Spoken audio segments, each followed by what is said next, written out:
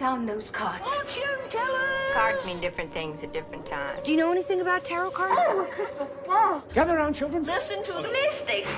Journey. Podcast. I'm no mystic.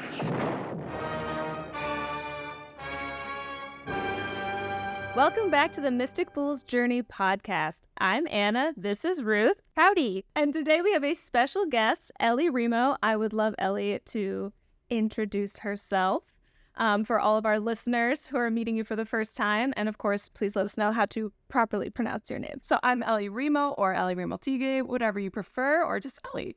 I'm a mystic advisor. I have a focus on astrology and tarot, as well as some spell work. I am a Hellenic witch, so I have a background in Greek mythology and all of that, which ties in with my astrology work as well. Super sick. So we know that everybody's journey into mysticism is unique, and we love to hear other stories. So we'd love to hear how you found your way into astrology, into your specific practice, tarot, and mysticism in general. Yeah. So I've always been interested in like spirituality. It's interesting because I grew up like being aware of it. I would see like certain members, like my aunts and my grandmothers, like studying astrology and practicing tarot even. But then on the other side of my family, super Christian. And so it was a weird balance for me of like really wanting to explore more. But my mother was always like, no, you're too young, that type of thing. And then in my 20s, I was finally out on my own, and I just like got an astrology or a tarot deck actually. I got a tarot deck and like some crystals, and that's kind of how I started diving into it all. And from there, it was very natural that I just became like so into tarot and was fascinated. And even when I was younger, I used to like steal my aunt's astrology books and read them. But my relationship with astrology is a lot different now than when I was younger. But it's always been important to me. But it was during a time in my life that I was kind of going through it, like really hard, like self-care, mental health stuff, that I like started really diving into all of this, and alongside therapy and such. It was just so helpful for me to feel like that greater connection to the earth and the world around me. So it's always been something that was very much there for me. That's awesome. Yeah, I feel like that sounds super similar to my personal story as well. I had an uncle who was super into tarot, and so I grew up Christian as well. I feel like the deconstructed Christianity to tarot and astrology pipeline is strong. It's a great little vessel to move to after religion, to kind of to fill that spiritual void, if you will. I just wanted to expand a little bit on, so you mentioned that you're specifically Hellenic astrology. Is that am I saying that term correctly? Yeah, so I'm a Hellenic, like pagan, but I'm a Hellenistic astrologer. Yeah, so those are like, they relate to each other for me, but Hellenistic astrology actually expands out past just Greece. So there's a little bit of a difference there. Okay, amazing. Is there anything that specifically drew you to that side of the practice when you were like exploring? Because we know there's like so many options for someone who's starting out, and it's like, we just love to hear about like how you found that particular focus. Yeah, so it was my interest in like the Hellenic gods that actually brought me to Hellenistic astrology.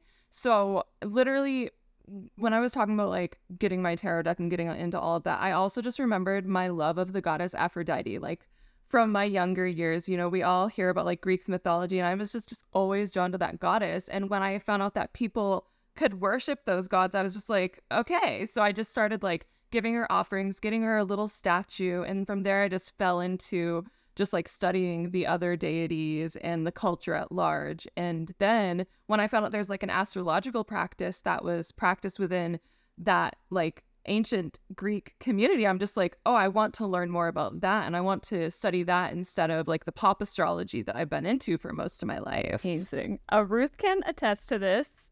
When I first started going through your TikToks, I'd only seen like 3, and I immediately texted her. I was like, I'm getting strong Aphrodite vibes.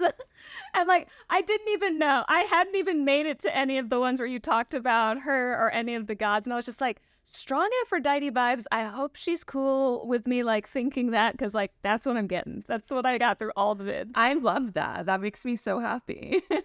Could you speak a bit more about what that relationship between yourself and Aphrodite kind of looks like? What does the specifics of that kind of pan out to be? Yeah, so I started my worship of Aphrodite in like 2017. And at that point, it was really just an admiration. Like when I was first connecting to my spirituality, I would just be like kind of praying and conversing with like the earth and like the stars and the sky. And that was a big part of like my connection. And then when I started connecting with Aphrodite, it felt like the same. Like I would just kind of thank her for things, leave her little pieces of chocolate. But it's been a long time since then. And it's interesting because when I connect to other deities from my practice, it's such a quick thing. But that time of like taking like 5 years just leaving offerings for Aphrodite was very much like a courting period of my spirituality, which I think is interesting. Yeah, it's interesting for like a love goddess. So for a long time, it was really just me like appreciating this goddess who I had like really loved my whole life. And then at this point, it's a little bit different because now I can do things like light candles for petitions, ask her to do things for me. And I do tarot readings with her and try to connect to her. And I do tarot readings for other people who want to connect with her. And I like dedicate my self-care practices to her. So it's very much connected to my mundane still, but also has become something really deep and spiritual. That's super cool to hear. Yeah, like I feel like a lot of people we've talked to, it still felt like, having, a goddess that you worship feels like such a big deal and a big, like, kind of hullabaloo of it. But it sounds like a lot of it's just intertwined into your daily routines and that sort of thing. That's very cool to hear. Yeah. And that's definitely how my spirituality is now. I think when I was first connecting, it felt like this big thing. I would see all the signs all the time. But at this point, it feels very grounded and it feels better to be grounded. Versus I definitely went through those times of like, oh my God, I'm doing tarot readings for gods. And now at this point, I'm just like, people have always been connecting with the gods. It's a part of humanity. Yeah, absolutely. That's something we've learned, in the inception of this podcast. Since the beginning of time, people are going to find magic, through everything, basically. So for astrology beginners, what are the key pieces of information that you would recommend they focus on first to get started and not feel too overwhelmed? So I think if you're getting started in astrology, here's the thing. Like, I have had to unlearn so many like pop astrology habits. So I think my first thing is like figure out the meanings of like the signs, planets, and you can worry about the houses later, but just the signs and the planets as they originally were. And you could decide what of modern astrology you want to implement, because I still have modern elements that I implement, but you can figure out like where the backgrounds of these planetary meanings and these sign meanings actually come from. Because when you're learning astrology in like a passive way, it's like, oh, the signs mean this, but they never tell you why. So when you start learning the why, it's just like with tarot, like you learn the suits and then you learn a little numerology and then you can make stories of every tarot card. And with astrology, when you learn why the signs are named that and what they mean and why they mean that, you can literally remember them and make stories of them versus just trying to remember, oh, Tauruses are this for no good reason. Yeah, absolutely. Yeah, it's so true. It does seem so similar to tarot. Like tarot as itself, when you look at it as a beginner, it's like, holy shit, how the heck am I going to tackle all this? But really, once you start adding those tools in your toolkit with numerology, with, getting personal experiences with the cards and that sort of thing, it really becomes, a natural second habit. It's just kind of, sitting in the uncomfortable feelings for a bit of not knowing while you build up that toolkit. Yeah, absolutely. I think it's a lot of learning within life and spirituality is like that, where it can be very daunting at first, but it's all meant to be kind of explorative and playful too. Yeah, playful is a great word to introduce into that. I think so. I think a lot of people tend to, like you said, like at the beginning, everything is very big and serious and intense. And you're like, the deities play too. That's like half of life is having fun. You're like, it's a balance like anything. It doesn't always have to be so heavy. And that can actually make it easier to learn when you can like learn through play, which is what kids do. When you think about it, you're like, that's how they learn how things work in life. They're like, I'm just going to see if I can walk today. Oh, okay, yeah, great. exactly. And when you're a kid, you're learning so much more. So it's like when you can tap into that childlike interest, then you can start learning in the way you did as a child and like learn a new thing every day. One thing that I would love to touch on is just for anybody who is interested in Hellenistic astrology versus modern astrology, do you have any kind of like high level overview of like what the differences are or like what they maybe should look for. Yeah, absolutely. So when it comes to astrology, I'm going to start with like what modern astrology is, I guess. So basically, Hellenistic astrology is from the Hellenistic period. So it's known to be the grandfather of modern astrology. So even though there are differences, a lot of what is practiced in modern astrology has some kind of background in Hellenistic astrology. But throughout like the Christianization and such, they were basically like, no more astrology. That's bad. We're not going to do that. But then in like 60s, 70s, 80s, you know, people were suddenly like really wanting to connect to spirituality, but wanting to do it in a way that didn't scare people. So they were like, okay, we're going to revamp astrology, but we're going to make it sun sign now so everyone can know theirs. They don't need their birth sign. And we're also going to make it psychological so that we don't have to look at the scary parts of astrology. But Hellenistic astrology was actually more like tarot in that it was meant to be a divination tool. Like, there's one house that tells you about who you are as a person, but everything else is meant to tell you about your entire life, the other people in it, the other things in it. So if I were to look at the main difference between Hellenistic and modern, it's that modern astrology is based more around this is who you are as a person, and Hellenistic astrology is like this is the map of your life and you can use it to direct your life. I mean, that like completely changes the game. Because it's like now that I know the differences, I'm like, oh, that's wildly different than anything I've touched on. Yeah, it's really cool. I think there's room for both, and I just am personally more interested in Hellenistic astrology because you can still look at the psychological aspects of things, but there's so much more to it as well. So how do you layer astrology into your personal tarot practice? Yeah, so like I said, I started out with tarot, and it's interesting because I was always layering astrology in, but now that I'm more trained and practiced in astrology, I feel a little bit more solid around it. So like when I first started, I kind of layered it in with the traditional like, oh, this card is this sign. And, you know, if someone's doing a reading, I'm like, this could represent like a Capricorn in your life, that kind of thing.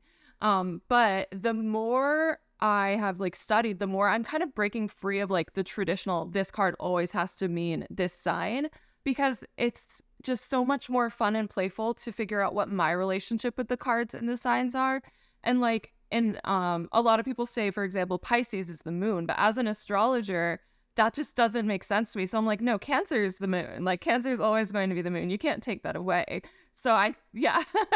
So one thing is I'm just like exploring it and being playful with it. And it can be used for timing techniques. Like sometimes I'll draw like a Cancer card, for example. I'm like, oh, this thing might come through in Cancer season. And I even do like combination readings where someone books a tarot reading, but they give me their astrology information. So I'll look at like the kind of astrology information. I'll be like, okay, this is what your birth chart says can come through. Here's the guidance the tarot card has around that occurrence. So I think they work really well together. That is so much fun. Yeah, it's so fun, like, when you get to the point in your practice where you realize you can kind of just mix and match and make whatever kind of systems you want in these two practices. Because, like, you know, you have the Rider-Waite deck, and that has astrological correspondences, but the Thoth deck has completely different astrological correspondences. And why can't you, as a reader, you know, take your own liberties and do what feels right for you and your own intuition? And it's a great, you know, it's a very freeing point of perspective to come into these practices in. Do you have a preference of what sort of tarot deck you use? Do you usually stick with Rider-Waite, or do you like to use oracle cards or Thoth, or just new artistic interpretations of Rider-Waite, because there's tons of those? Yeah. So I've used a lot of decks over the years. Like I've collected too many. I don't feel super connected to Thoth as much as I've tried. I definitely like tried so much during my earlier years. Everyone's like, this is the coolest deck. And I'm like, it's cool for you. But I don't really love oracle cards so much these days. I really loved them back in the day, but maybe it's about finding ones that I connect with now. Like now that I'm like not a huge fan of like Doreen Virtue, for example, who made a lot of that. Yeah, I've been seeing that name come up recently. Yeah. Very interesting. Yeah. So I think I do like a lot of like Rider-Waite Smith, but I prefer it to be a little different, a little funky. Like I do find myself like reaching for one that's very traditional just because it's so easy to read for me. But I really love ones that can be a little bit more obscure. Like, I don't mind if they deviate. I know a lot of people hate when they deviate from like the traditional tarot meanings, but I think it's so fun. Yeah, it is. It's super fun. It's so fun to see where the artists come from and how they change. It's just Anna and I both collectively have spent thousands of dollars probably on tarot decks. So It's too many. too many, but is it enough? It will never be. Never, never. So what advice would you give to others to start layering in astrology into their own tarot readings? I think my advice would be figure out what signs or planets or however you want to layer it remind you of the cards and make up your own like connections. And look at the traditional ones, see how you vibe with those. But if you ever see one and you're like, that doesn't vibe with me, or like I know someone who's like, the Fool reminds me of Aries, and I'm like, that makes sense because there's a lot of like free, fresh, like bright energy in Aries. So to me, I'm like, if there's something that deviates a little bit, be playful with it. Figure out why that is. Dive into it a little more. I love it. I love that you're putting so much of an emphasis on play in these two practices because it just gets so serious so fast, so many times. And people use tarot and astrology on a variety of levels and ways. So, but play being a part of every type of those ways is so important. Yeah, absolutely. And I think astrology in particular can get very serious very fast. So it's good to have some time to also like look at the fun things that you can do with it too. So from our experience, many people start with either tarot or astrology, and they begin to learn about the other as they deepen their practice. So given your expertise, we'd love to discuss your perspective on the accuracy of tarot versus astrology, and if you would recommend learning tarot or astrology first. Yeah, so it's so hard to like pin that down, the accuracy. And I get that question all the time when I'm like, they work together so well and at the same time are very different. Like they have so many differences and similarities.